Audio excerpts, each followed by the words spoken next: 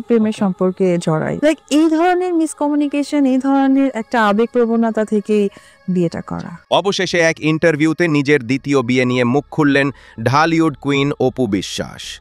তিনি জানান, পারিবারিকভাবেই আমাদের সম্পর্কটা শুরু হয়েছিল। আস্তে আস্তে আমাদের প্রেম হয়। তারপর দেশের বাইরে সিঙ্গাপুরে আমরা দেখা করেছি। প্রথম দেখাতেই সে আমাকে খুব পছন্দ করেছে। তারপর বিদেশের মাটিতেই 10 লক্ষ টাকা কাবিনে আমাদের বিয়েটা সম্পন্ন হয়। আসলে আহ, আহ, সেরকম ভাবে বলার কিছু ছিল না। শুধু একটা কথাই বলতে চেয়েছি যে আমার বিয়ে হয়েছে। এটা সবাই জানুক, সবাই দেখুক।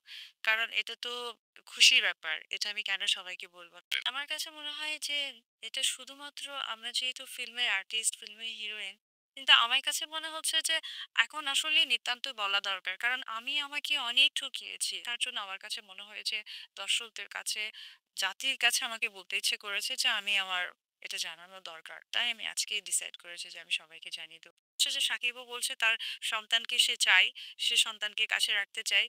আমার কাছে এটাই খুব সিম্পল, আমি অ্যাকচুয়ালি চিন্তা করেছি। খুব প্রিয় দর্শক, অপু বিশ্বাসের এমন কথা শুনে আপনারা কি বলতে চান এখনই কমেন্ট করে জানিয়ে দিবেন।